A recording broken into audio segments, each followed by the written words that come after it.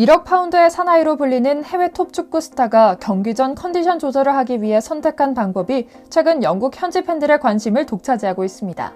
무려 잉글랜드 대표팀에서 베컴이 달고 뛰었던 등번호인 7번을 달고 월드컵에서도 골을 기록한 플레이메이커 유형의 스타 선수인 잭 그릴리시 이야기인데요. 준수한 체격 조건과 정교한 테크닉, 화려한 발재간까지 갖췄기 때문에 돌파, 패스, 슈팅, 심지어 축구 지능까지 좋은 건 다 가져가 잉글랜드에서는 그간 보기 드물었던 선수라는 평을 받고 있기도 하죠. 프리미어리그 역사상 가장 잘생긴 선수로 꼽히는 데이비드 베컴과 닮았다는 의견이 많은 오늘의 주인공 그릴리시 선수는 최근 특별한 한국 문화 경험을 했다고 하는데요. 오늘은 이에 관한 이야기를 전달드리겠습니다. 잠시 저희 광화문 브리핑 구독 설정도 부탁드리고요. 얼마 전 프리미어리그 맨체스터 시티의 공격수 잭 그릴리시가 등 전체에 부항을 한가득 든 자국을 자신의 SNS에 공유해 팬들의 놀라움을 자아냈습니다. 그가 한국에 이상한 것을 하고 있다는 사실은 현지 언론들의 관심을 독차지하기에 충분했는데요. 기자들은 그 속사정을 조금 더 집중적으로 들고 팠다고 합니다. 결국 사실을 알아낸 것은 현지 언론 일간 미러였는데요. 그가 뜨거운 유리 항아리를 피부에 붙이는 이색 치료법을 선택했는데 이 치료법을 받은 곳이 바로 한의원이었다는 사실을 밝혀냈죠.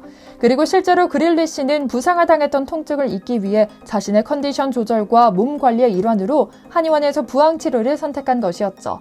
더불어 기자는 지난해 아스톤빌라에서 맨체스터 시티로 옮긴 그가 기대 이하의 활약으로 혹평을 받다가 부상까지 겹쳐 힘들어하던 상황으로부터 지금은 최고 평점 및 경기 최우수 선수에 선정되며 화려한 부활에 성공한 비결로 한의학을 꼽았는데요. 실제로 맨체스터에는 두 곳의 한의원이 있는데 둘 다 한의학 침과 부항 등을 활용한 의료 서비스를 제공하고 있다고도 덧붙였죠. 사실 서양에서 한의학이 각광받고 있는 것은 어제 오늘 일은 아닙니다. 국제사회의 인구 고령화가 시급한 해결 과제로 떠오른 뒤 세계의 의료산업 시장은 수십 년간 주류였던 산부인과, 소아과를 제치고 마취과 등 시니어를 위한 진료과에서 다양한 의료기술의 변화와 발전이 이루어지고 있는 것인데요.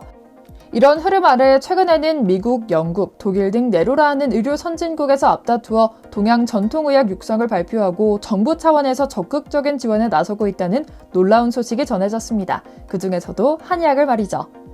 그동안 서양에서는 중의학과 한의학을 구별해 부르지 않았습니다. 동양적인 것은 죄다 차이니즈를 붙여 중국이겠거니 했죠. 미국만 해도 대체의학의 일부로 침술과 약초 활용을 전담으로 하는 한의사 면허를 발급하기 시작한 지 오래되지 않았을 정도니까요. 그러나 우리가 한의학이라고 부르는 동양의학은 중의학에 그 뿌리를 두고 있으면서도 섬세한 부분에서는 분명한 차이가 있습니다. 침술만 해도 다 같은 침술이 아니라는 걸 증명한 학계의 연구도 있는데요. 미국 하버드 의대 연구팀은 한국의 침 치료가 만성 요통 환자에게 효과가 있다는 것을 과학적으로 입증한 것이죠. 특히 미국 하버드 의대 연구팀은 중국의 침은 몸에 많은 양의 침을 놓아도 효과를 보지 못했지만 한국 한의사는 몇 개의 침만으로 다시는 움직이지 못할 것이라고 생각했던 환자를 움직이게 하는 등의 놀라운 실험 결과를 발표해 관심을 모았는데요. 이 결과가 발표되자 중국은 전 세계적인 망신을 당했다는 분노를 숨기지 않았다고 합니다. 이해는 갑니다. 수십 년간 미국 땅에서 동양의학의 저변을 넓혀온 것은 한국이 아니라 중국이었거든요. 조금 더 자세히 소개해드릴게요. 차이나타운에서 시작한 침술, 부항과 허브 치료라 부르는 한약 치료는 중국인뿐만 아니라 미국인들 사이에서도 널리 퍼져 있는 처치였습니다. 이처럼 그동안 미국인들은 동양의학을 치료라고 보진 않았다고 합니다. 병원에선 치료하지 못하는 부분들의 대체 의학 개념으로 접근했던 사고방식을 반영한 용어인 것인데요. 그런데 이런 개념이 한국의 한의학 등장과 함께 치료의 개념으로 커가고 있다고 합니다. 뿐만 아니라 헐리우드 스타들의 관심도 한몸에 받고 있습니다. 기네스 펠트로 도입부에서 말씀드린 제니퍼 애니스톤과 베컴의 아내 빅토리아 역시 침술과 부학을 즐기는 스타로 유명한데요. 조금 낯설긴 하죠. 그래서 이 중 가장 한의학을 사랑한다고 알려진 기네스 펠트로의 속사정을 좀 알아봤습니다. 처음 그녀가 한의학에 빠진 것은 어머니로서의 사랑 덕분이었습니다. 둘째 임신 중이던 당시 허리 통증을 알았지만 주의가 필요한 상태라 제대로 된 치료를 받지 못했다고 하는데요. 그녀는 이 같은 상황에서 다른 서양의학 치료는 몸에 무리를 가게 할 수 있다며 침과 부항만으로 치료받아 둘째를 순산할 수 있었다고 하죠. 미국에서 한의학이 자리 잡은 것은 꽤나 오랜 일이지만 중의학이 아니라 한의학의 존재와 효능에 대한 관심이 폭발적으로 증가한 것은 2016년 브라질 리우 올림픽 때였습니다. 수영 황제 마이클 펠프스 몸에 새겨진 동그란 멍 자국에 대해 당시 해설위원이 테니스 공을 베고 잤나? 라는 농담을 던졌던 것이 미국인들의 관심을 한몸에 받았던 것이죠. 사실 그 멍 자국들은 우리는 잘 알고 있는 부항요법의 결과물이었습니다. 굳은 등 근육을 풀고자 전통 한방 시술을 받았던 것이었죠. 실제로 마이클 펠프스는 평소에도 유명한 부항 덕후입니다. 자신의 SNS에는 물론이고 심지어 그가 출연한 언더아머 광고에서도 부항 치료를 받는 장면을 넣을 정도였죠.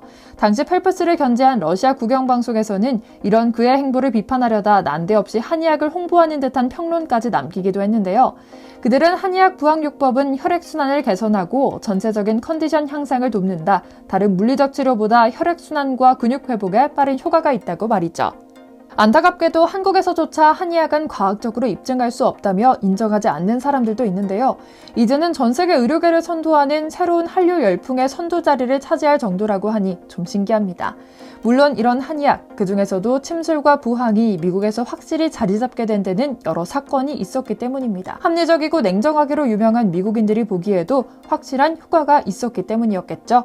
실제로 미국의 한 양로원에서는 한의사를 고용하면서 원래 일하던 중의사를 제치고 가장 먼저 그리고 유일하게 찾는 의사가 되었다는 뉴스도 있습니다. 양로원에서 점차 쇠약해가는 것만 기다리던 어른들에게 중의학이 색다른 활기를 불어넣을 것이라는 양로원 원장과의 기대와는 다르게 중국산 한약은 중금속이 함유돼 섭취하지 못했을 뿐만 아니라 침술도 그다지 효과가 없었다고 하는데요. 반면 요양원에서 일하고 있던 한인 직원을 통해 소개받은 한의사는 어른들의 체질 파악부터 시작해 각자에 맞는 방법으로 섬세하고 정성스레 치료했다고 합니다. 당연히 효과는 엄청났고 외래 진료를 봐달라는 외부 환자들까지 몰려들 정도였다고 하고요. 뿐만 아닙니다. 심지어 미국 의료계는 한국의 침술을 근골격계 질환, 암 치료 등에 접목하기 위해 연구를 시작하면서 한국 침술을 향한 엄청난 열정을 보여주고 있을 정도입니다. 몇 해 전 한 공중파 방송국에선 미국의 여러 대학병원에서 암 환자 등에게 침을 이용해 시술하는 통합 통증 치료가 시행되고 있다는 소식을 전했습니다. 아예 미국 정부가 주도해 연구시설을 만들어 한의학 요법을 검증해 현대의학에 통합시키기 위한 연구를 진행했던 것이죠. 결과는 대성공이었습니다. 침술에 대한 진통 효과가 확인돼 주류 의학에서도 인정받기 시작했고 기타 몇 가지 생약들의 효과도 주목받아 연구를 계속하고 있다고 하는데요. 이뿐만이 아닙니다. 타임지에는 미국 클리블랜드 병원에 한약을 처방하는 곳이 생겼다는 기사가 실리기도 했습니다. 통합치료의 일환으로 병원 내에 생약치료센터를 열어 원하는 환자들이 병원 치료와 병행할 수 있도록 한 것이죠. 더 나아가 이젠 하다하다 미국 군의관의 한의사까지 배치됐습니다. 메릴랜드에 위치한 앤드류스 메디컬 센터는 30여 명의 군의관을 대상으로 교육을 실시해 전장에서 허리나 무릎 등을 치료해 통증을 완화하려는 군인들을 처리하는 침술을 도입했다고 하는데요. 이처럼 스포츠 스타, 영화배우에 이어 일반 시민들까지 한의학을 먼저 찾는 시대가 도래했다는 점이 새삼 낯설면서도 감사하다는 생각이 듭니다. 오늘 준비한 영상 여기까지고요. 저희 광화문 브리핑 구독과 알림 설정 그리고 좋아요까지 부탁드립니다. 오늘도 시청해주셔서 감사합니다.